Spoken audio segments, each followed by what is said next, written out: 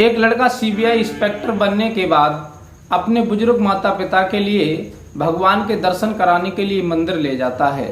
और वो जब मंदिर पहुंचा तो उसने देखा कि मंदिर के गेट पर एक महिला बहुत सुंदर है और वो वहां जो दर्शन वाले आते हैं, यात्री आते हैं, उनसे भिक्षा मांग रही थी। तभी उसकी नजर उस महिला पर पड़ जाती है, उसके चेहरे पर पड़ जाती है। तो वो देख करके एकदम से हक्का बक्का रह जाता है कि आखिर मैं ये देख क्या रहा हूं। और वो महिला भिक्षा मांगती हुई जब उस सीबीआई इंस्पेक्टर के पास आती है और उसकी नजर जब सीबीआई इंस्पेक्टर पर पड़ती है तो वो एकदम से व्याकुल हो जाती है और एकदम से रोने लगती है और पैरों में गिर जाती है, पैर पकड़ लेती है और कहती है कि साहब मुझे माफ कर दो, मुझसे बहुत बड़ी गलती हो गई। गिड़गिड़ाने लगती है, बहुत ज्यादा विनती करने लगती है। वहां जो भी यात्री थे दर्शन वाले वो सभी उसकी तरफ देखने लगते हैं, बहुत सारी भीड़ लग जाती है। आखिर उन दोनों का क्या रिलेशन था और वो भिखारिन सीबीआई इंस्पेक्टर के पैरों में गिरकर के क्यों रोने लगी थी, क्यों माफी मांगने लगी थी, ये पूरी सच्चाई आज इस वीडियो के माध्यम से जानने का प्रयास करेंगे। तो आपसे निवेदन है कि आप थोड़ा सा टाइम निकाल करके हमारी इस वीडियो को जरूर देखें, क्योंकि ये वीडियो आज बहुत ही आपके जीवन में महत्वपूर्ण होने वाली है। नमस्कार, प्रणाम, मैं हूँ रितेश कुमार। दरअसल आज की जो सच्ची कहानी मैं आपको सुनाने के लिए जा रहा हूँ, आज की सच्ची घटना पंजाब की है। पंजाब में एक नैतिक नाम का लड़का अपने परिवार के साथ रहता था, क्योंकि नैतिक जो था अपने माँ बाप का अकेला लड़का था और पढ़ने में बहुत होशियार था। नैतिक के माता पिता का भी ये विचार था कि मेरा अकेला लड़का है, ये कहाँ खेती किसानी करेगा, इसलिए इसे अच्छी तरह से पढ़ा लिखा करके कोई अफसर बना देंगे, कोई सरकारी नौकरी में ये लग जाएगा तो भविष्य इसका अच्छा हो जाएगा और हमारा भी नाम रोशन हो जाएगा।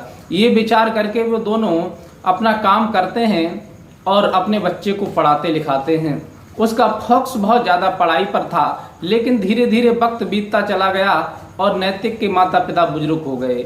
नैतिक के माता पिता जब बुजुर्ग हुए तो लोगों ने कहा कि देखो तुम बुजुर्ग हो चुके हो, लड़का तुम्हारा हॉस्टल में पढ़ रहा है, अब तुम्हारी देखभाल के लिए घर पर कोई नहीं है, इसलिए तुम अपने लड़के का विवाह कर लो, बहू घर पर रहेगी और तुम्हारी देख रेख करेगी और लड़का तुम्हारा पढ़ता रहेगा।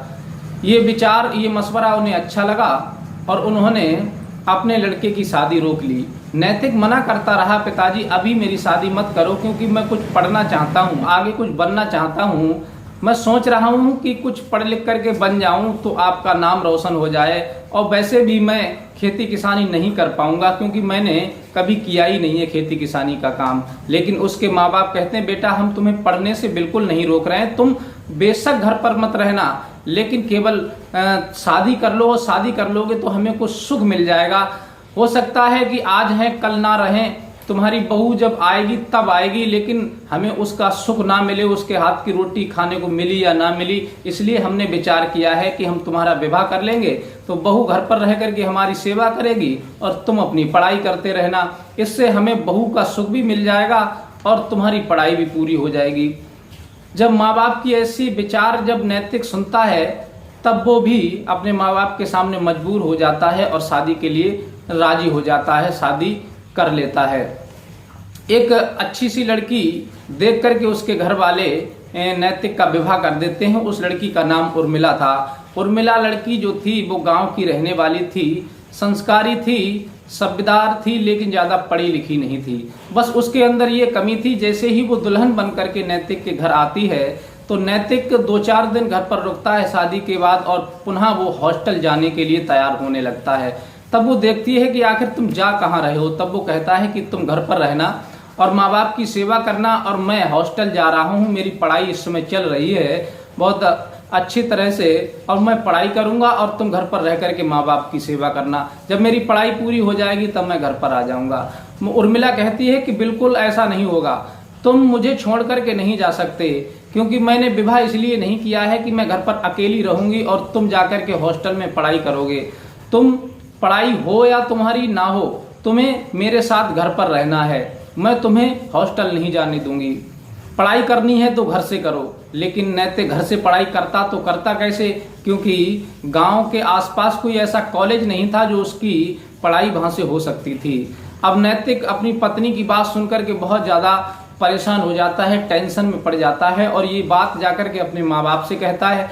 कि मैंने आपसे मना किया था कि मेरा विवाह मत करो, लेकिन आपने नहीं मानी। अब उर्मिला हमको पढ़ने के लिए हॉस्टल नहीं जाने दे रही। वो कह रही है कि घर पर रहो मेरे साथ, तब मैं इस घर में रहूंगी, नहीं तो मैं यहाँ से चली जाऊंगी। अब क्या फायदा हुआ, वो यहाँ रहने को मेरे बिना तैयार नहीं है और मेरी भी पढ़ाई में दिक्कत आ रही है। अगर मैं घर पर रहूंगा तो पढ़ाई कैसे कर पाऊंगा। उसके माँ बाप कहते हैं नैतिक कि बेटा परेशान मत हो, हम उर्मिला को समझाएंगे, वो घर पर रहेगी और तुम पढ़ाई को चले जाना। लेकिन नैतिक के माँ बाप बहुत ज़्यादा समझाते हैं, लेकिन उर्मिला की एक समझ में नहीं आती। उर्मिला कहती है कि मैं घर पर नहीं रह सकती, जब तक नैतिक घर पर नहीं रहेगा तब तक मैं भी नहीं रह सकती। अब नैतिक कहता है कि तुम घर पर रहो या ना रहो, लेकिन मैं तुम्हारी जिद के आगे मैं अपनी पढ़ाई नहीं छोड़ सकता, कुछ भी हो जाए। नैतिक अपनी पत्नी को छोड़ करके हॉस्टल चला जाता है। अब नैतिक की जो पत्नी उर्मिला थी वो फोन के द्वारा नैतिक से लड़ने झगड़ने लगती है कि देखो तुम या तो घर आ जाओ, नहीं तो मैं तुम्हें छोड़ करके चली जाऊंगी। धीरे धीरे इसी प्रकार से 3 महीना बीत जाता है, लेकिन नैतिक अपनी पढ़ाई में इतना व्यस्त हो जाता है कि वो घर आना तक नहीं चाहता। इधर वो पढ़ाई में व्यस्त था और उर्मिला रात दिन उससे झगड़ा करती थी, अपने सास ससुर से भी झगड़ती थी कि मेरा विवाह तुमने आखिर किया क्यों, मैं यहाँ अकेली नहीं रह सकती, जब पति घर में नहीं है तो फिर मैं किसके सहारे रहूंगी। यह कह करके वो अपने मायके चली जाती है और मायके जाने के बाद नैतिक इधर फ्री हो जाता है और जी जान से वो पढ़ाई करता है, मन लगा करके पढ़ाई करता है। लेकिन जो उर्मिला थी वो भी अपने माँ बाप की अकेली लड़की थी, उसका भी कोई भाई नहीं था। माँ बाप थे वो बहुत ज़्यादा गरीब थे, उनके पास कोई ऐसा साधन नहीं था कि अगर वो काम ना करें तो वो साल 2 साल बैठ करके खा लें या फिर अपनी लड़की को खिला दें। अब वो उर्मिला अपने पति को ससुराल को छोड़ करके जब मायके चली गई, धीरे धीरे 6 महीना बीत जाते हैं और वो नैतिक से संपर्क भी नहीं करती और नैतिक ना लौट करके अपने घर आता है, केवल अपने माँ बाप से हालचाल पूछ लेता है और बस आनंद से अपनी पढ़ाई कर रहा था। धीरे धीरे वक्त बीतता चला जाता है। कहते हैं कि वक्त बदलते इंसान का देर नहीं लगती कि इंसान का कब वक्त बदल जाए। इधर उर्मिला घर पर रहती है और वो कहती है कि इस तरह से तो तुम्हारे आस में रहना हमारी जिंदगी बर्बाद हो जाएगी, मैं तुमसे तलाक लेकर के अपनी शादी दूसरी जगह कर लूंगी और फिर अच्छे तरह से अपनी जिंदगी बिताऊंगी। नैतिक कुछ भी नहीं कहता। नैतिक कहता है कि तुम्हारी जो मर्जी हो वो करो, लेकिन मैं अपनी पढ़ाई नहीं छोड़ूंगा। इधर नैतिक अपनी पढ़ाई करता रहता है। उर्मिला अपने तलाक के कागज कोर्ट में डाल देती है। 6 महीने के बाद उनका तलाक हो जाता है। उर्मिला अपने माँ बाप के घर रहने लगती है। नैतिक अपनी पढ़ाई पर फोकस देता है। धीरे धीरे और 6 महीना बीतते हैं, तब उर्मिला के जो माता पिता थे वो खत्म हो जाते हैं। केवल अकेली घर में उर्मिला रह जाती है। अब उर्मिला करे तो करे क्या, क्योंकि उसके पास ना तो कोई खेती थी, उसके माँ बाप के पास कोई खेती किसानी का कार्य नहीं था। वो एक राजमिस्त्री थे उर्मिला के पिता। वो जैसे ही पैसा कमाते थे उससे अपने परिवार का गुजारा करते थे। अब वो खत्म हो गए, उर्मिला अकेली रह गई। अब जाए तो जाए कहाँ, पढ़ी लिखी है नहीं, क्या काम करे, बहुत ज़्यादा दुखी हो जाती है, एक एक रोटी के लिए तबाह हो जाती है। अब सोचती है कि आखिर मैं करूं तो करूं क्या, कहाँ जाऊं, किससे कहूं अपनी परेशानी। अब मेरी परेशानी ना तो मायके में कोई सुनने वाला रहा, ना कोई ससुराल में रहा, क्योंकि ससुराल से मैंने पहले ही तलाक ले ली। उर्मिला बहुत ज़्यादा दुखी हो जाती है। तब शहर में एक मंदिर था, हनुमान जी का बहुत विशाल मंदिर, जहाँ बहुत बहुत दूर से लोग दर्शन करने के लिए आते थे। हनुमान जी के दर्शन करते थे और अपनी अर्जी लगाते थे। तो उर्मिला वहीं हनुमान जी के दरबार में पहुंच जाती है और हनुमान जी से प्रार्थना करती है, उनसे अर्जी भी लगाती है। और जब उसके पास पैसा नहीं रहता है तो वहीं जो दर्शन के लिए यात्री आते हैं उनसे भीख मांगने लगती है।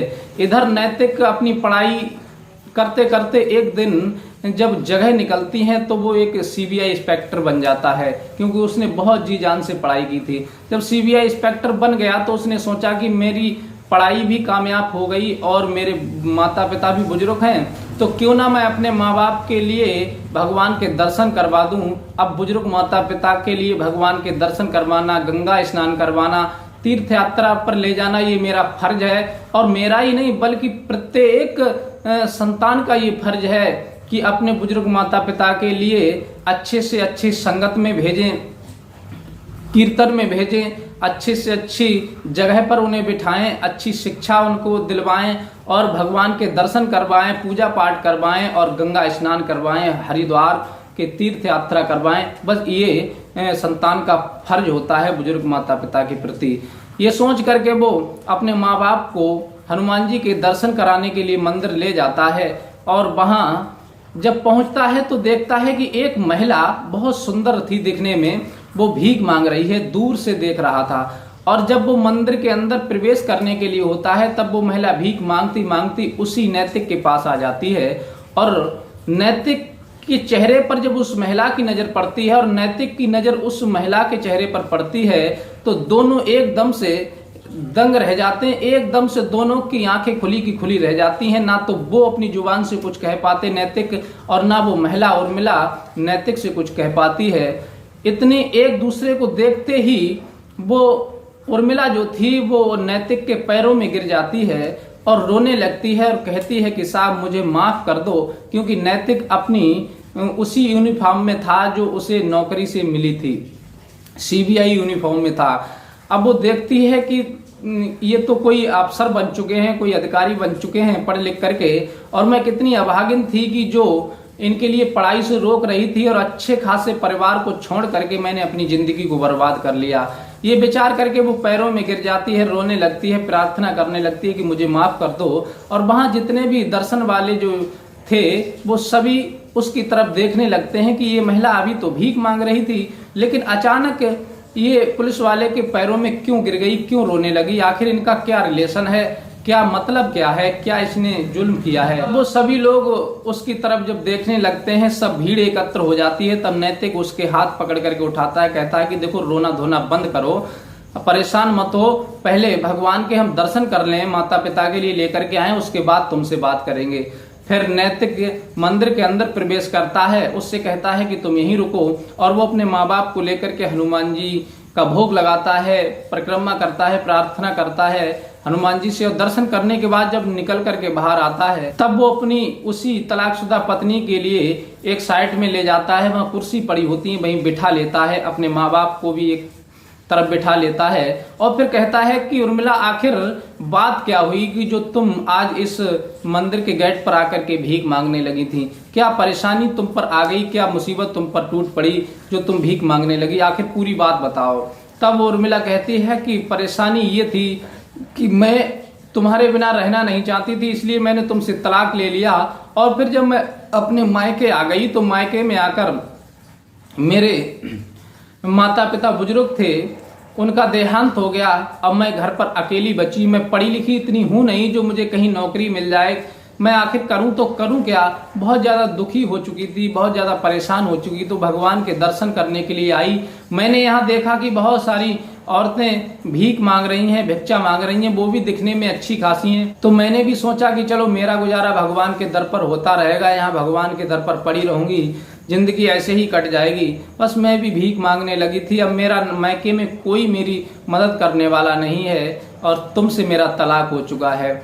बहुत ज्यादा रोने लगती ये बात कह करके, दुखियारी आंसुओं को टपकाती है। तब वहां जो भी लोग उनकी बातों को सुन रहे थे वो कहते हैं कि भाई साहब ये आखिर तुम्हारी पत्नी है, मायके में इसकी देखरेख करने वाला कोई नहीं है, और अपनी इज्जत अपने घर में रहे तो अच्छी बात है, इसे ठोकर लग गई है, इसे पछतावा हो गया है, अब ये तुमसे माफी मांग रही है तो तुम इसे अपने घर ले जाओ और अपने घर रखो। तब वो सबकी बात मान लेता है और मानने के बाद उसे अपने माता पिता के हवाले कर देता है कि अब माँ बाप जाने कि आखिर इसके साथ क्या करेंगे। माँ बाप कहते हैं कि बेटा ये बहुत ज्यादा परेशान है, इसके मायके में कोई मदद करने वाला नहीं, अगर इसके मायके में कोई मदद करने वाला होता तो भले ही कुछ भी होता, लेकिन ये रो रही है, गिड़गिड़ा रही है, इससे सबक इसे सीखने को मिल गया है, इसलिए इसे माफ कर दो, घर ले चलो। तब उसे नैतिक अपने माँ बाप के साथ अपनी गाड़ी में बिठा करके घर ले आता है और पुनः वो अपने एक साथ रह करके अपने माँ बाप की सेवा करते हैं, वो अपने सास ससुर की सेवा करती है और अच्छे से अपनी जिंदगी बिताने लगते हैं। नैतिक अपनी ड्यूटी के लिए चला जाता है, फिर शाम को घर आ जाता है। इस प्रकार से उनकी तबाह जिंदगी पुनः उर्मिला की सही रास्ते पर आ जाती है, भगवान की कृपा हो जाती है, भगवान के आशीर्वाद से उनका पुनः मिलन हो जाता है। और कहते हैं कि कोई भी कार्य बिना भगवान की कृपा से संभव नहीं होता।